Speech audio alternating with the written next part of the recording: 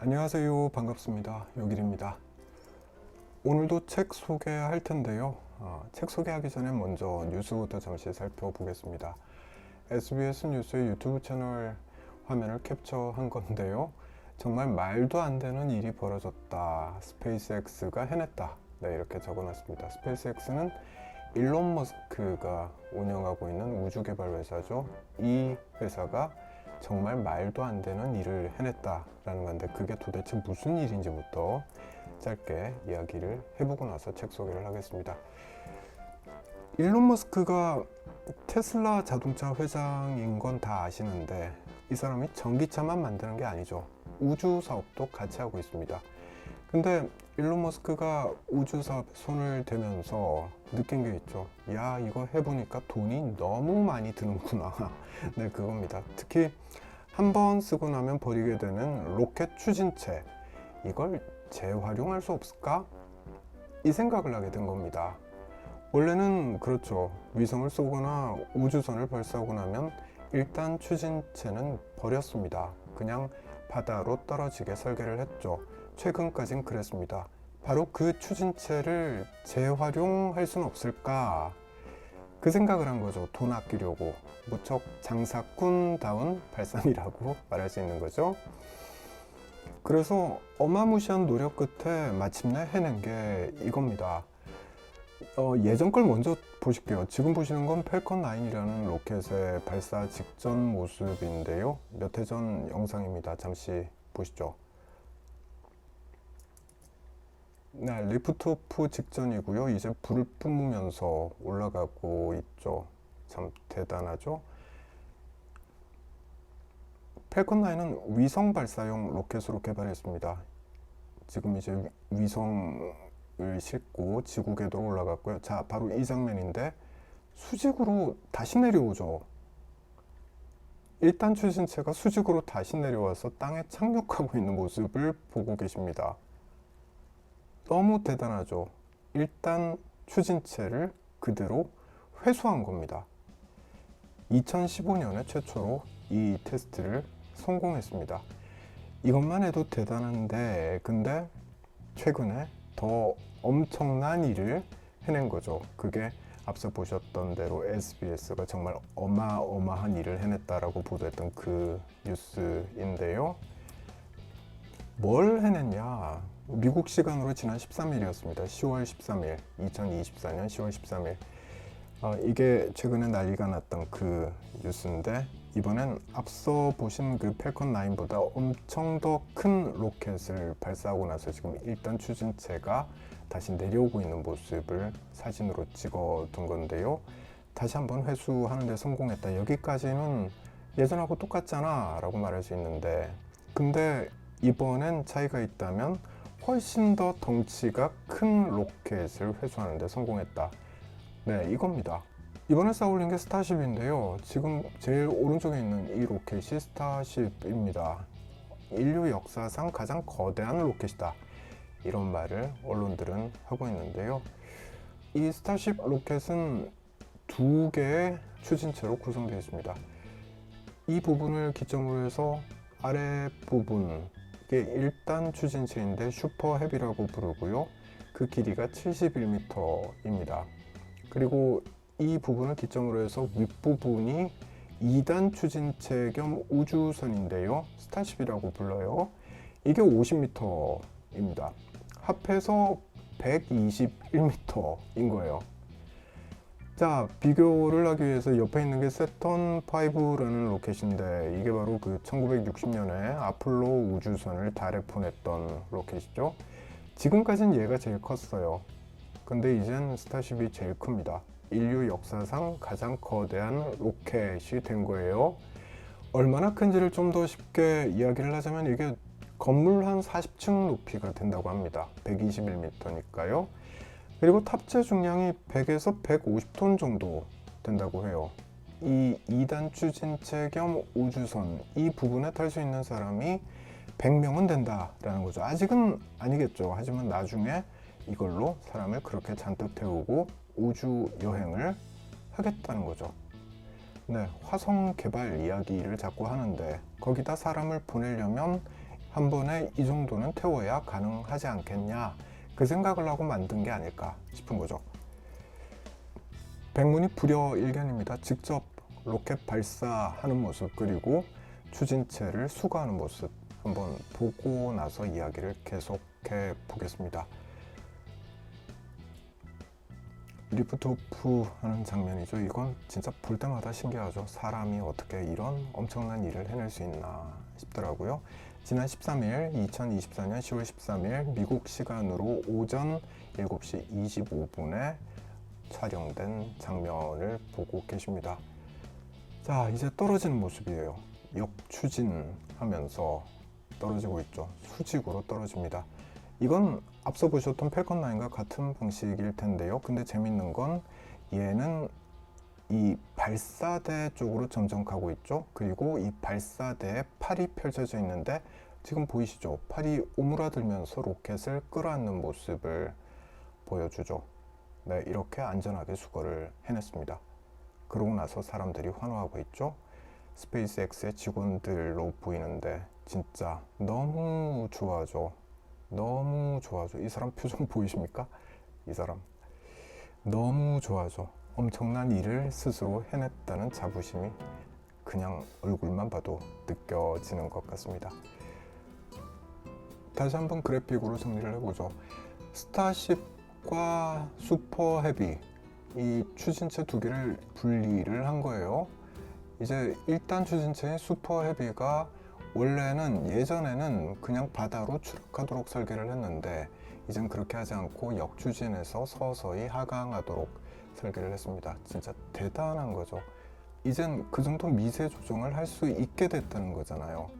공학 역사에서 이렇게 대단한 장면을 보게 될 줄이야. 점점점. 네, 전문가들은 그렇게 이야기를 하더라고요. 환호성을 지를 만한 사건이었던 겁니다.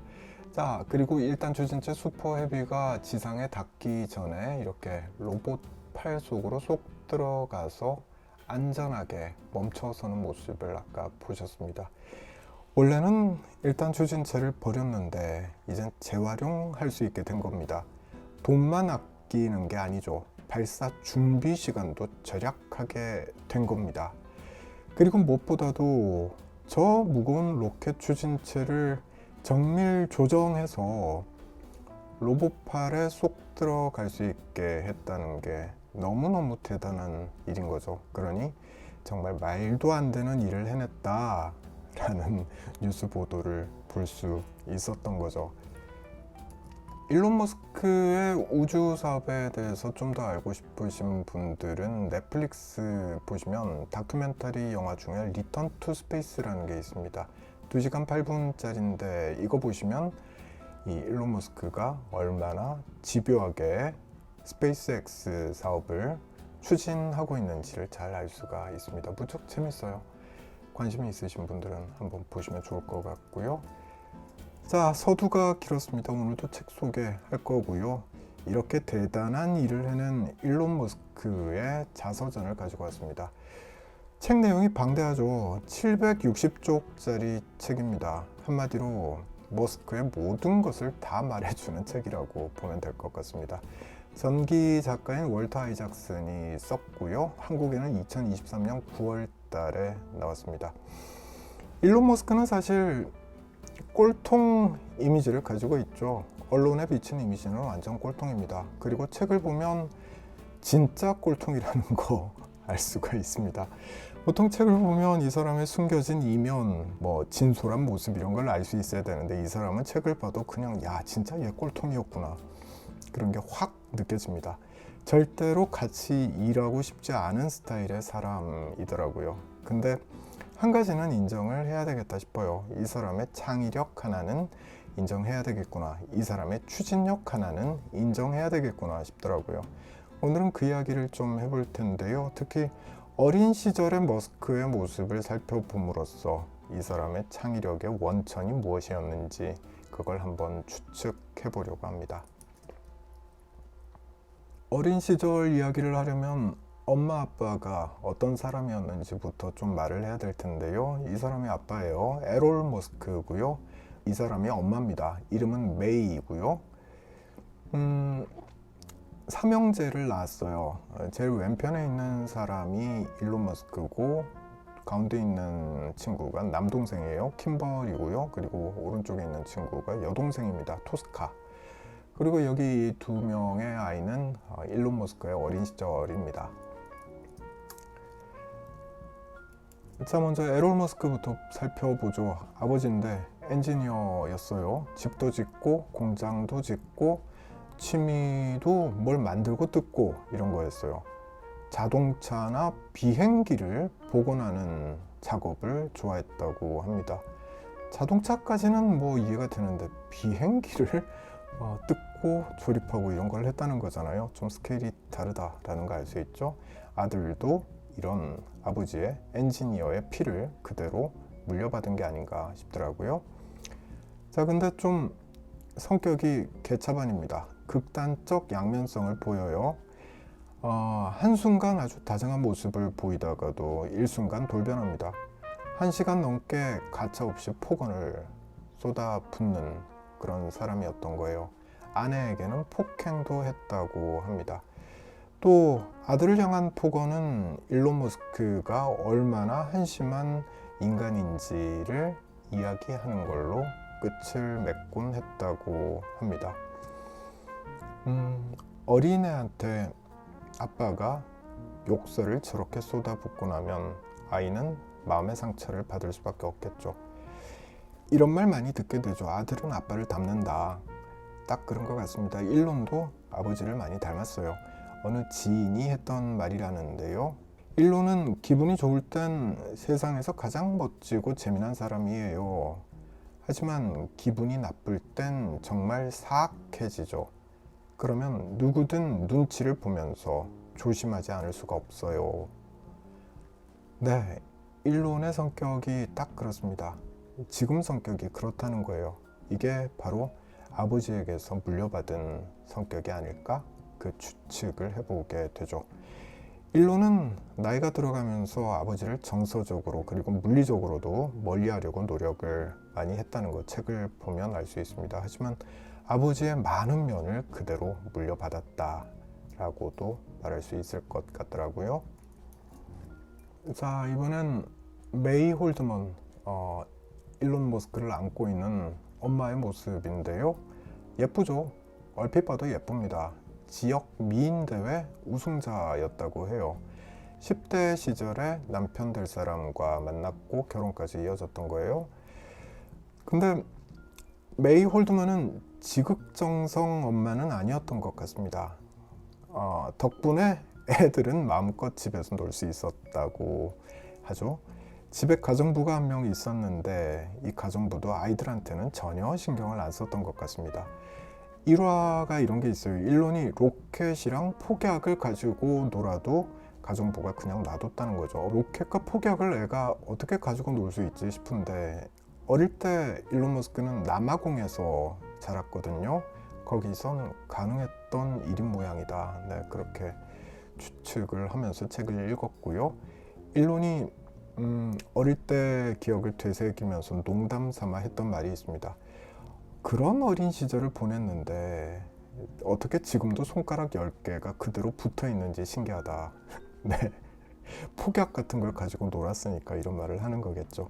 다시 말해서 부모가 아이들을 완전히 방목했던 거고요. 덕분에 일론은 하고 싶은 거 다 하면서 어린 시절을 보냈다.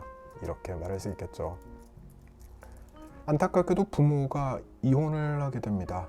원인은 아버지였습니다. 아버지 폭언과 폭력, 엄마를 상대로 하는 이런 폭언과 폭력이 지속됐기 때문입니다. 일론이 8살 되던 해 부모가 이혼을 했다고 하고요. 그래서 엄마가 애들을 셋을 키우게 됐는데 모델 일을 하면서 그리고 영양사 일을 하면서 아이들을 키웠다고 하죠.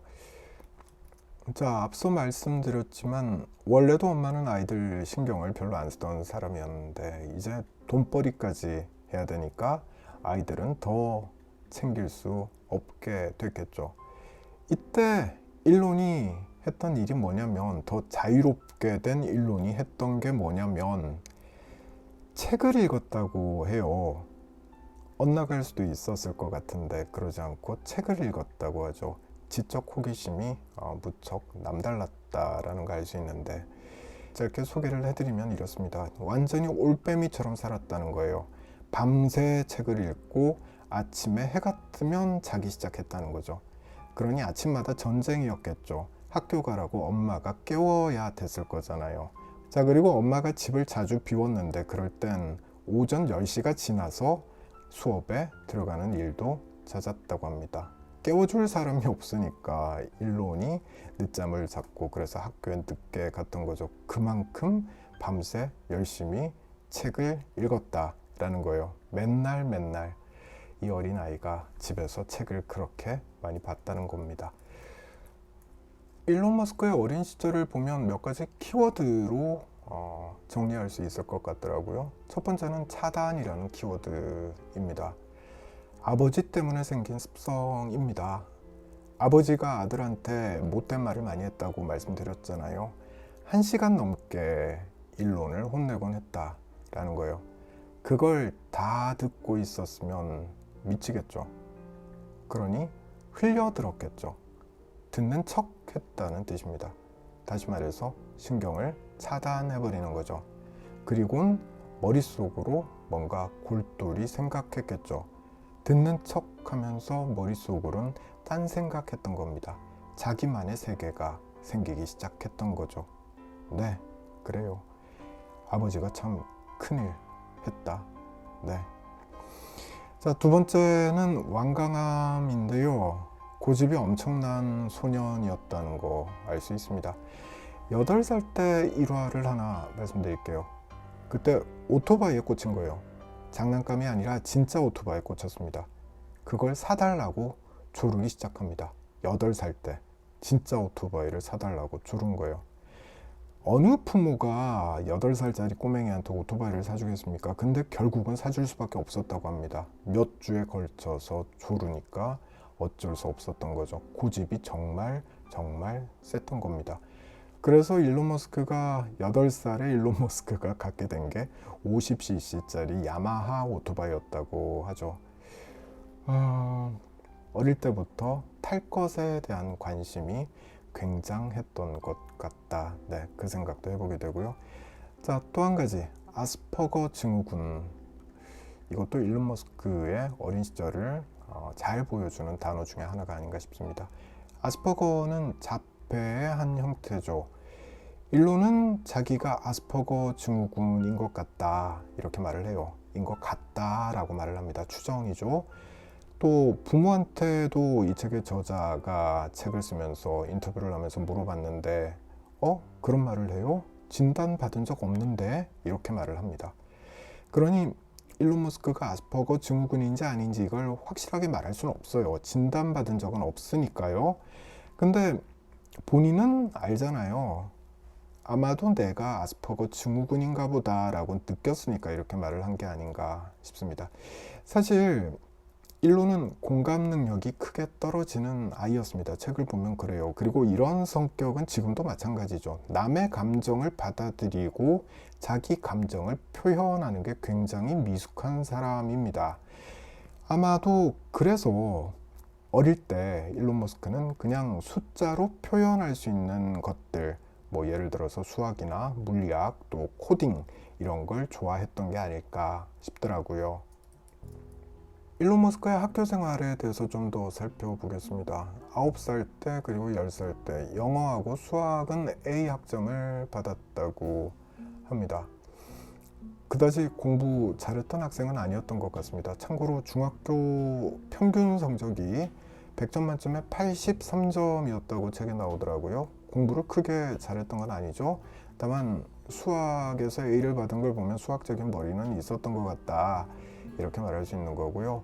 또 달리 생각을 해보자면 머리는 좋은데 공부에는 크게 관심이 없었나 보다 싶기도 합니다. 어릴 때 워낙에 자기 하고 싶은 거 다 하고 놀면서 자란 아이이기 때문에 학교 생활에 적응하기 힘들었을 것 같다라는 생각이 들기 때문에 그렇습니다. 자기가 관심이 가는 문제에 대해서는 책을 보면서 열심히 깊게 공부를 하는데 학교에서 선생님이 보라고 하는 그런 책은 아마 잘 읽지 않았던 게 아닐까 싶어요.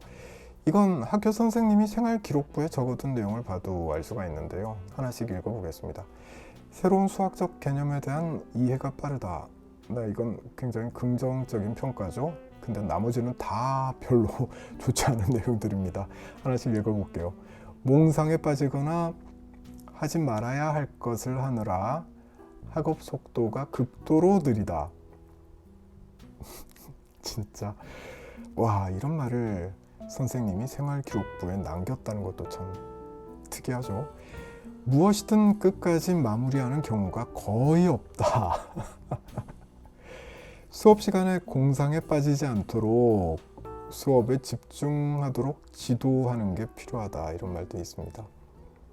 그렇죠. 수업 시간에 딴 생각하는 거예요. 어릴 때 모습을 그대로 학교에서도 보여준 거죠. 선생님이 수업을 하고 있으면 넌 떠들어라, 난 내 생각할 거다, 이러고 있었던 겁니다. 자, 근데 글짓기에서는 아주 생생한 상상력을 보여줬다는 거예요. 하지만 제 시간에 끝내지 못하는 경우가 빈번하다라고 말하고 있습니다. 네, 재밌어서 쓰기 시작하다가 아주 기발한 상상력을 가지고 글을 쓰기 시작하다가 재미가 없다라고 느껴지면 당장 펜을 놔버린다, 그 말인 거죠. 다만 그 와중에도 한 가지 눈에 띄었던 건 이 생생한이라는 단어입니다. 그냥 상상력도 아니고 생생한 상상력이라고 선생님이 표현한 거잖아요. 어릴 때부터 창의력 하나는 뛰어난 아이였던 것 같다라는 걸 알 수 있죠. 그리고 자기가 재밌어야 그 주제를 깊게 파헤치는 아이였다, 이렇게 말할 수 있을 것 같습니다. 자, 이번엔 일론이 어릴 때 자기가 좋아하는 것에 얼마나 깊게 몰입하는 아이였는지를 보여주는 일화를 한 가지 소개해 드리겠습니다. 이사를 했어요. 10살 때. 8살 때 이혼을 했잖아요, 아버지하고 어머니가. 그러고 나서 그 후에 2년 동안은 엄마하고 살았던 거예요. 그러다가 10살이 돼서 아버지 집으로 이사를 갑니다. 커서는 후회했다고 해요, 이사 간 걸. 근데 어쨌거나 이사를 했습니다. 이유가 있었습니다. 첫째, 아버지가 꼬셨어요. 그리고 할머니도 꼬셨습니다. 일론 머스크가 어릴 때 할머니를 되게 좋아했다고 하더라고요. 할머니가 이렇게 꼬셨어요. 왜 아빠만 혼자 두니? 엄마랑은 셋이서 같이 있고 아빠만 혼자 두면 안 되잖니? 네, 그렇게 꼬셨다는 거예요. 그래서 아빠랑 살기로 결심을 했다고 합니다. 이게 첫 번째고요. 그리고 둘째, 아직 애죠. 10살이면 아직 애입니다. 이때만 해도 아빠가 무척 커 보이죠. 일단 물리적으로도 힘이 세고요. 애들은 이런 거 좋아하죠. 또 경제적으로도 아빠가 그때 잘 살았습니다. 그때 타던 자동차가 롤스로이스였다고 해요. 그래서 이사를 했다는 겁니다. 그리고 셋째, 이게 중요합니다. 아빠 집엔 백과사전이 2세트가 있었다는 거예요. 그리고 백과사전 말고도 책이 많았다는 거고요. 또 결정적으로 다양한 엔지니어링 도구가 아빠 집엔 있었다는 겁니다. 이때 일론의 최대 관심사는 책이었습니다. 그리고 앞서 말씀드렸듯이 탈 것에 굉장히 관심이 많았죠. 그러니 엔지니어링 도구에도 관심이 많았을 겁니다. 아빠 피를 물려받았으니 뜯고 조립하고 이게 너무 좋았던 거겠죠. 그러니 아빠가 그렇게 싫은데도 1시간씩 혼을 내니까 당연히 싫었겠죠. 그렇게 싫은데도 아빠랑 같이 살기로 했었다는 거죠. 아빠 집으로 이사를 간 일론 머스크는 아빠 집에 있던 책을 열심히 보기 시작합니다. 책을 얼마나 좋아했는지 한번 살펴보겠습니다. 책에 나오는 내용들인데요. 독서는 일론에게 심리적 안식처가 되었다. 때때로 그는 오후부터 밤 늦은 시간까지 9시간 내내 독서에 몰두하기도 했다. 가족 전체가 누군가의 집에 저녁 초대를 받기라도 하면 일론은 그 집의 서재에 틀어박혀 있곤 했다. 시내 나간 날에는 거리를 배회하다가 결국에는 서점에 들어가서 바닥에 앉아 자기만의 세계로 빠져들곤 했다. 그는 만화책도 깊이 탐닉했다. 하나의 목적에 매진하는 슈퍼히어로들의 열정이 특히 그를 매료시켰다. 네, 말 그대로 책 책벌레였다. 이렇게 말할 수 있겠죠. 좀 더 읽어보겠습니다. 아마 문자 중독이 아니었을까 싶을 정도의 내용들이 나오는데요. 일로는 아버지 집에 있는 백과사전 2세트를 모두 읽었다라는 거고요. 또 백과사전 다 읽고 나서 거기서 본 내용을 줄줄줄줄 이야기를 합니다. 천재인가 싶었겠죠. 부모가 봤을 땐 그랬을 겁니다. 근데 짜증나는 괴짜라고 말하는 편이 더 나을 것 같습니다. 좀 더 읽어볼게요. 한 번은 사촌 중에 한 명이 이렇게 외쳤다. 와, 저 달 좀 봐. 100만 마일은 떨어져 있는 것 같아. 그러자 일론이 대꾸했다. 아니야, 약 23만 9천 마일 떨어져 있어. 궤도에 따라 조금씩 차이가 있지만. 네, 저러니 괴짜라는 표현을 쓰게 됐던 게 아닌가 싶습니다. 괴짜라는 단어는 제가 고른 게 아니고요. 책에 나오는 표현입니다. 좀 더 읽어보죠. 그가 아버지의 사무실에서 발견한 책 중 한 권은 미래에 이루어질 위대한 발명에 대한 내용을 담고 있었다. 학교에서 돌아오면 곧바로 아버지 사무실에 딸린 겹방에 들어가서 그 책을 반복해서 읽곤 했다. 다른 행성에 가는 것에 대해서 처음으로 생각하게 만든 게 바로 그 책이에요. 네, 일론 머스크는 이렇게 말하고 있습니다. 이 책 제목은 안 나오더라고요. 책에 아마 책 제목을 잊어버린 게 아닌가 싶습니다. 어쨌거나 만화도 좋아했고 공상소설도 좋아했고 또 이렇게 미래사회에 대한 책도 좋아했다는 거죠. 이런 책을 읽다 보니까 우주에 대해서 생각하게 된 게 아닐까 싶더라고요. 자, 그리고 이 대목이 참 재밌었는데 책 많이 보는 아이들 결국엔 한 번씩 빠지게 되는 주제가 있죠. 바로 우주입니다. 특히 그 우주가 존재하는 이유, 존재 이유에 대해서 묻기 시작하죠. 읽어보겠습니다. 청소년기에 접어든 일론은 무언가 빠졌다는 생각에 시달리기 시작했다. 존재에 대한 종교적 설명과 과학적 설명 모두 우주는 어디에서 왔으며 왜 존재하는가와 같은 정말 중요한 질문을 다루지 않았다고 그는 말한다. 물리학은 우주에 대한 모든 것을 가르칠 수 있었지만 그 존재의 이유는 설명하지 못했다. 네, 계속 읽어볼게요. 나는 삶과 우주의 의미가 무엇인지 알아내려고 노력하기 시작했어요. 그리고 인간의 삶이란 것이 아무런 의미가 없을지도 모른다는 생각에 정말 우울해졌지요. 네, 이렇게 말하고 있습니다. 어쩌면 일론 머스크는 철학자가 될 수도 있었겠다 싶더라고요. 존재와 실존 이런 키워드를 갖고 생각을 깊게 하다 보면 결국엔 또 니체를 읽게 되죠. 니체. 이것도 좀 읽어보겠습니다. 훌륭한 책벌레들이 그러하듯이 그는 독서를 통해 이런 의문을 해결했다. 질문이 생기면 책을 보면서 답을 찾으려고 노력했다는 거죠. 처음에 그는 불안한 청소년의 전형적인 실수를 저질렀다. 니체나 하이데거, 쇼펜하우어와 같은 실존주의 철학자들의 책을 읽은 것이다. 이것은 일론의 혼란을 절망으로 바꾸어 놓았다. 10대들에게는 니체를 읽으라고 권하면 안 된다고 생각합니다. 네, 일론이 이렇게 말을 했다는 거죠. 너무 어려웠던 거죠. 아니면 앞서 말씀드렸듯이 일론은 어릴 때 딱 떨어지는 답을 좋아하는 아이였습니다. 1 더하기 1은 2. 네, 이런 답을 추구했던 거예요. 수학, 물리학, 코딩 이런 게 다 이런 유형의 문제들이잖아요. 그렇다 보니까 철학 책에서는 그런 답을 찾을 수 없었고 그래서 이런 책을 읽어내는 게 힘들었던 게 아닐까. 네, 그 생각 들더라고요. 그럼 어디서 답을 찾게 되느냐? 네, 여기서부터 또 중요해지는데 바로 공상과학 소설에서 자기가 원하는 답을 찾게 됩니다. 읽어볼게요. 다행스럽게도 그는 지적 능력이 특출하고 게임을 즐기는 아이들의 지혜의 원천인 공상과학 소설들로부터 구원을 받았다. 그는 학교와 지역 도서관의 공상과학 섹션을 죄다 휩쓸고 사서에게 더 많은 책을 주문해달라고 졸랐다. 다 읽어버린 거예요. 그러고 나서 사서한테 이런 책 더 사다 주세요. 네, 그렇게 부탁을 한 거죠. 그럼 어떤 공상과학 소설들을 읽었냐?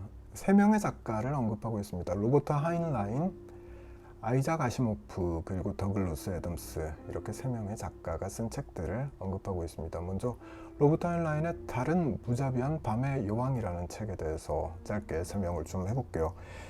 이 소설은 달의 식민지가 세워진 시대가 배경이고요. 슈퍼컴퓨터, 그러니까 인공지능을 이용해서 많은 문제를 해결하고 있습니다. 근데 식민지에서 반란이 일어나고 네, 이렇게 진행되는 내용입니다. 이 책은 훗날 머스크의 삶의 중심에 자리를 잡게 되는 문제를 다루고 있습니다. 인공지능은 과연 인류를 보호하고 이롭게 하는 방식으로 발전할 것인가, 아니면 기계 스스로 의지를 갖게 돼서 인간에게 위협이 될 것인가. 네, 이런 고민을 하게 됐던 거예요. 어릴 때부터 이런 고민을 하게 됐던 거죠. 그리고 커서도 실제로 일론 머스크는 오픈 AI와 결별을 하게 되죠. 우리가 잘 요즘 쓰고 있는 챗 GPT를 만든 오픈 AI와 처음에는 각별한 사이였습니다. 재정적 투자를 많이 했었죠. 근데 결별을 해버렸습니다. 챗 GPT가 너무 위험해 보인다라는 게 그 이유였죠. 인공지능은 인간을 위해 복무해야 한다라는 사고방식을 이런 책을 읽으면서 갖게 된 게 아닌가 싶더라고요. 자, 두 번째, 아이작 아시모프의 작품인데요. 로봇과 제국, 그리고 파운데이션, 이건 시리즈입니다. 로봇과 제국 같은 경우는 로봇은 인류에게 해를 끼칠 수 없다라는 주제를 풀어낸 소설이라고 보면 될 것 같습니다. 그리고 파운데이션 시리즈, 이건 지구가 망할 지경이 되어서 인간이 의식과 지식을 보존하기 위해서 은하계의 먼 지역으로 정착민들을 보낼 계획을 세운다, 이런 내용입니다. 많이 어디선가 들어본 이야기죠. 일론 머스크가 화성 개발하겠다고 노래를 부르는데 딱 그 이야기가 떠오릅니다. 파운데이션에서 봤던 그 책 내용이 자신의 화성 개발 프로젝트로 이어진 게 아닌가, 그 생각을 해보게 되더라고요. 자, 그리고 마지막에 더글러스 애덤스의 은하수를 여행하는 히치하이커를 위한 안내서, 제목도 길고 명저라고 하는데 아직 저는 못 읽어봤습니다.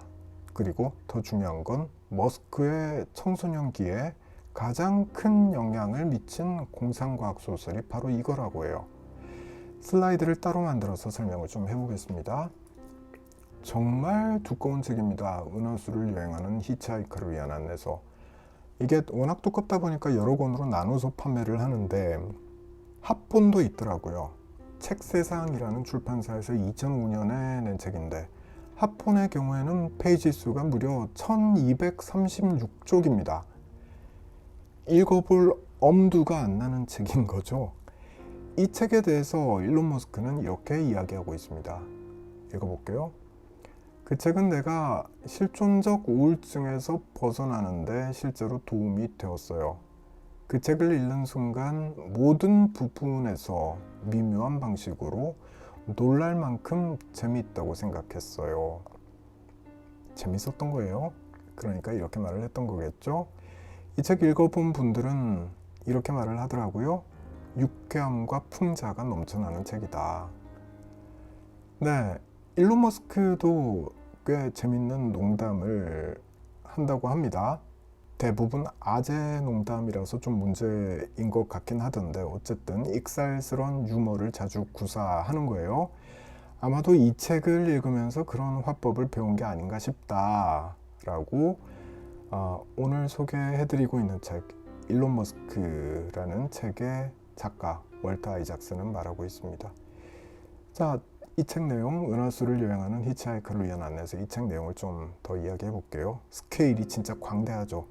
은하계 주민들이 등장합니다. 지구도 아니고 은하계 주민들이 등장하는 거예요. 그 은하계 주민들이 한 가지 질문을 갖게 됩니다. 아주 큰 질문이에요. 생명과 우주, 그리고 모든 것에 대한 궁극적인 의문에 대한 답이 무엇일까? 네, 이게 질문입니다. 다시 한번 말씀드릴게요.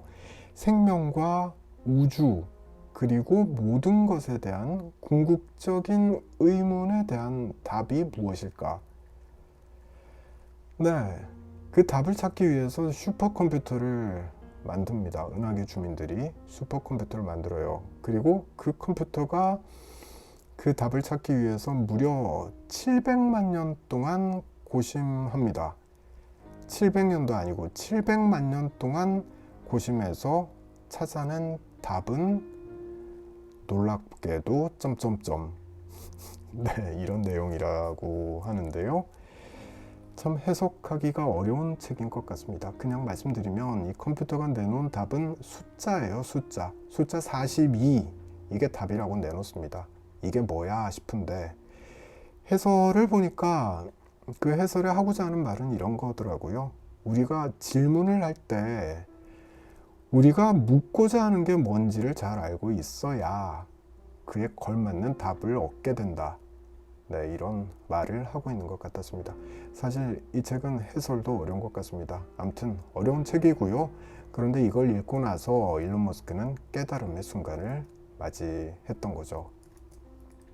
일론 머스크는 이렇게 말을 하고 있습니다. 나는 그 책을 통해 의식의 범위를 확장해야지 답을 얻을 수 있는 질문을 더 잘 던질 수 있다는 것을 깨달았어요. 이렇게 말합니다. 우리 의식의 범위를 우주로 확장해야 하는 거지요. 요는 이겁니다. 알아야 질문도 할 수 있다는 거죠. 근데 우리는 지구라는 이 좁은 별 안에다가 우리의 의식 범위를 한정해 두고 있다는 거고요. 그러니 먼저 우리가 해야 할 일은 이 의식의 범위를 넓혀야 한다는 거죠. 다시 말해서 지구가 아니라 우주적인 사고를 해야 한다. 그래야지 제대로 된 질문을 던질 수 있고 또 그에 걸맞은 답을 얻을 수 있다라는 거죠. 여전히 어렵습니다. 좀 실용적으로 이야기를 풀어보면 이렇게 말할 수 있을 것 같습니다.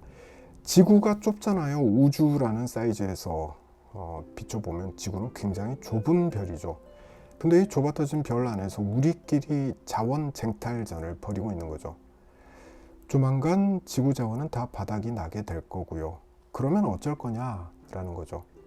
지구에서 해법이 나오겠습니까? 안 나오는 거죠. 그러니 의식의 범위를 넓혀보자. 네, 그 말을 하는 겁니다. 그 의식의 범위를 넓히고 나면 답이 나올 것이다 라는 거죠. 자기가 봤을 땐 그 답은 바로 우주 개발일 거야. 네, 이렇게 이어진 게 아닌가 싶습니다. 실제로 화성 개발에 대해서 일론 머스크는 굉장히 많이 언급했죠. 화성이 살만할 것 같아. 거기로 이사를 가면 어떨까? 그렇게 하려면 우주선부터 만들어야 되겠네. 작은 건 안 되니까 좀 큰 걸 만들자. 한 100명 정도 탈 수 있는 우주선을 만들려면 어떻게 해야 되지? 네, 이런 식으로 사고의 연쇄가 이어진 게 아닐까 싶습니다. 오늘 영상에서 앞서 보여드렸던 그 로켓 발사도 지금 말씀드리고 있는 이 의식의 범위 확장 차원에서 다시 한번 살펴볼 수 있겠구나 싶더라고요. 정리를 좀 해보겠습니다. 일론 머스크는 정말 야망이 어마어마하게 큰 사람이라는 거 알 수 있습니다. 그리고 최근에 스타쉽 로켓 발사를 통해서 보셨듯이 그 야망을 하나씩 이루어내고 있습니다. 추진력이 진짜 뛰어난 사람이라는 것도 알 수 있죠. 오늘날의 일론 머스크가 존재하도록 하는 힘이 뭐냐, 그게 궁금했는데 이 책 읽으면서 명확하게 알 수 있었습니다. 특히 일론의 유소년기를 들여다보면서 알 수 있었습니다. 한 사람을 만들어내는 건 결국은 책이구나. 특히 일론 머스크의 경우에는 진짜 그러했구나 라는 걸 다시 한번 확인하게 됐던 것 같습니다. 자, 오늘은 여기까지 하겠습니다. 저는 다음에 다른 책 들고 다시 찾아올게요.